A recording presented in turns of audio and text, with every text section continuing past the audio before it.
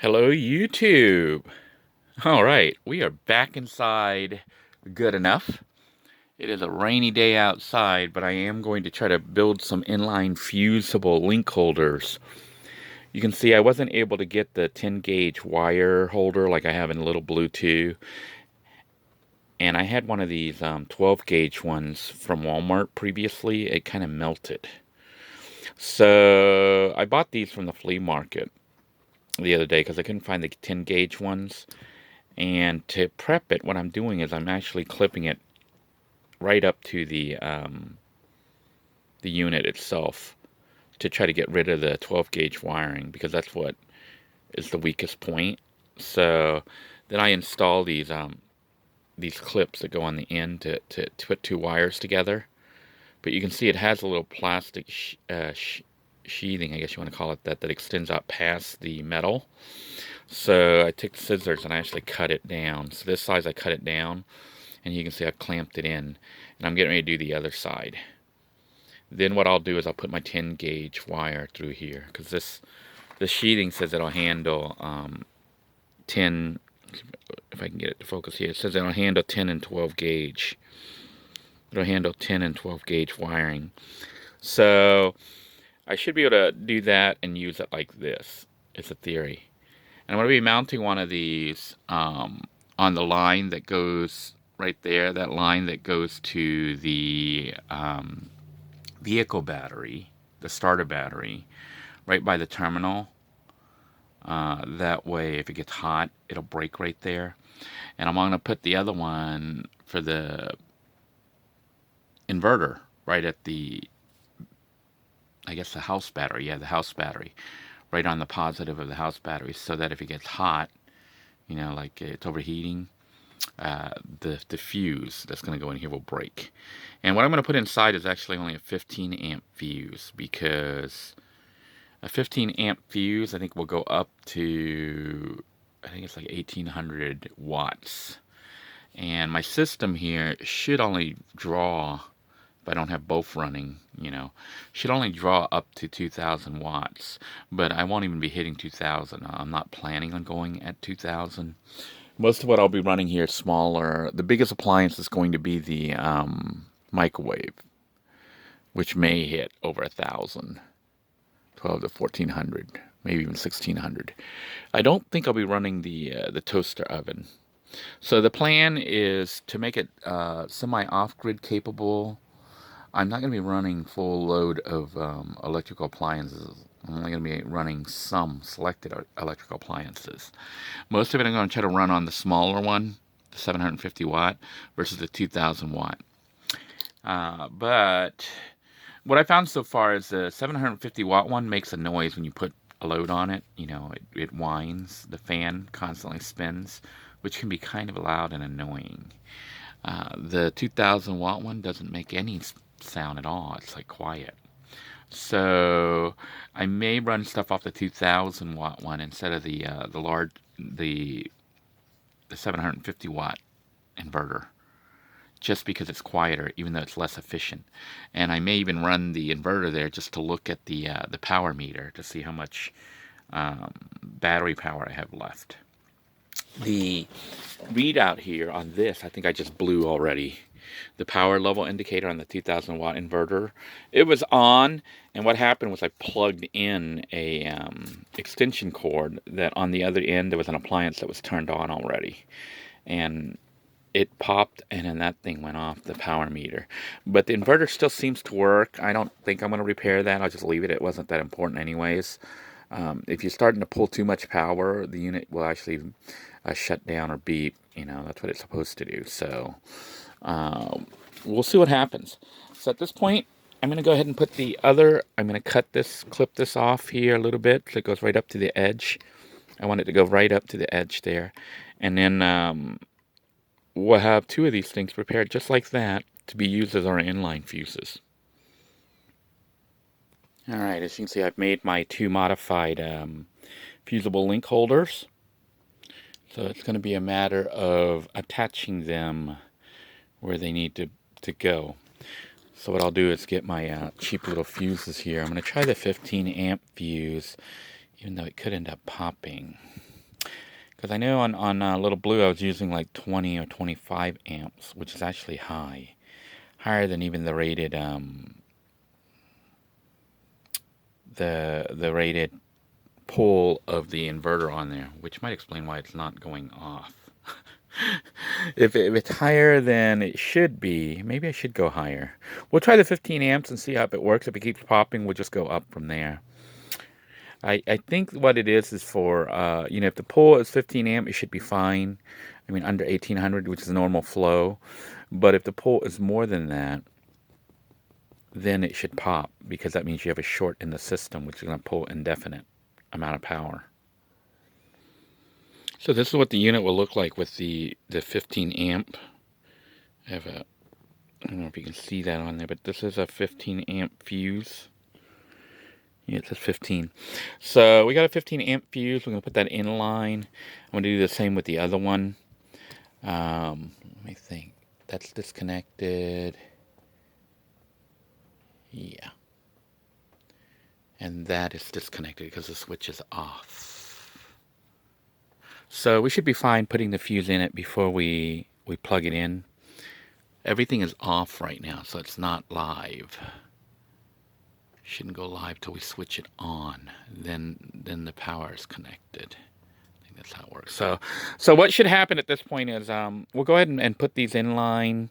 I'm going to go ahead and do this one. This is for the switching system, which I know is definitely off because it's off right here.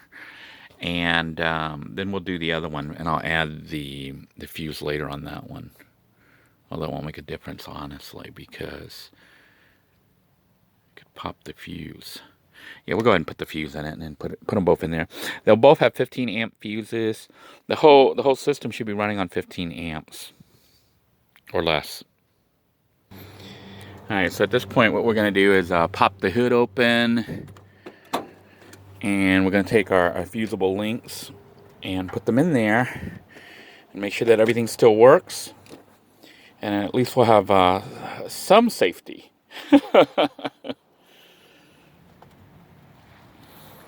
All right, we are under the hood of good enough.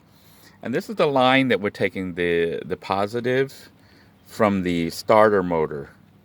So this line actually goes all the way back there into that power switch. Remember the light switch on and off? It connects this line to this battery right here, which is the vehicle's leisure battery. And that allows us to have two batteries. So what I'm going to do is actually put the fusible link in here, right here somewhere, where it's going to be easy to access, but out of the way. Let me put it back. I'll put it here near this connection. What I could have done was just put it on the end there. Maybe in the future I would do that. Nah, I'll just give myself a little bit of room here. But the more connections you make, the more potential breakage and issues you're going to have. But I think I'll put it right in here, and then just put it here so you can easily see it. But I'm debating if I just want to... I'm thinking if I should just put a new tip. Well, it's a little too late at this point. I could have, if I had thought a little bit ahead, I could have just put that tip on the end of the fuse. But it might be better having it where it is right now. So I'm just going to cut this line and then splice in the fusible link. All right, we've cut the line in half, and we've stripped off the tips there, and we're just going to insert this right in there. It is raining, so I'm going to quickly try to get this done here. All right, with any luck, we've made a good connection. I hope we've made a good connection here. It doesn't fall apart or break. It appears to be sitting inside the connectors. Yeah. Although this thing just fell apart. This cheap little thing just fell apart. This plastic thing right here. I'm gonna have to tape it together. Yeah, this little plastic shell thing just fell apart right here. So yeah, it looks like it snapped apart. I'm gonna have to get some electrical tape and tape that up, just to make it a little bit stronger so it doesn't fall apart on me. See how it's kind of split a little bit? It's not a big deal, but nicer to tape it nice and strong. So I'm going to tape this whole thing up and try to make it look a little bit prettier.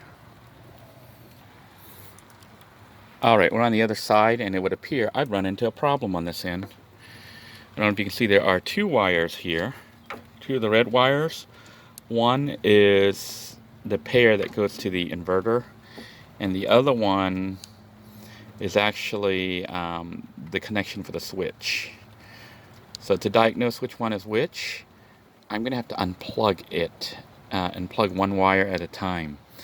And the wire that goes to... I have to turn on this switch so there's a constant... Actually, I don't even have to connect this to switch, so I can leave that off. Because that just connects the two batteries together. But one of these cables here actually goes to the inverter, which is what I have to put this in between that line that goes to the inverter. You know, the inverter on the inside of the van or inside of the RV, because it's a direct draw. Like if I turn on the switch of the inverter right now, it comes on because it's directly connected. But what I want to do is put this line in between so that it'll melt if there's a problem. So I'm going to unscrew that or unbolt that and then figure out which line it is. Alright, to determine which one of these cables it is, I'm going to remove this unit right here, this bolt, and take them off. I think it's the bottom one, so I'm going to leave the bottom one on. I'm going to take the top one off first and leave the bottom one on. Try not to have this short on anything. Okay, so I'm going to leave this bottom one on and screw it back on tight. And if the inverter comes on, then we know this is the power. The bottom one is the one we want to wedge into. So what we want to do is screw that down all the way. I don't think it has to be super tight, but it should be tight enough. Okay, tight enough to make contact. It's raining on my phone, so I'm gonna have to stop filming out here in the rain in a minute. But I think it's that bottom one. If I turn the inverter on right now and it comes on, then that tells me that is the live wire, the wire that connects to the system right here. Let's try turning it on. So that is the correct one because we unplugged the other one.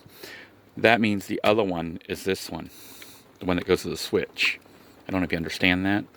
The fact that this is still on means the one that's currently connected to that battery, the leisure battery, is this wire here. This red one that goes up to the inverter. It goes up to this one and it also goes up to that one. So it's this line right here. That's how I was able to diagnose. It's still hooked up. So you can see like both inverters actually come on right now because the wire is still hooked up. So I'm gonna plug in and actually put the fusible link on that line right there, the one that's currently hooked up to the battery. All right, here then is our fusible link. We have our fuse right there. We've connected the line back. And what I'm going to do is just reattach everything back together and then start the car up and test it out and make sure that everything is still working. You know, the inverter's working and the power switch.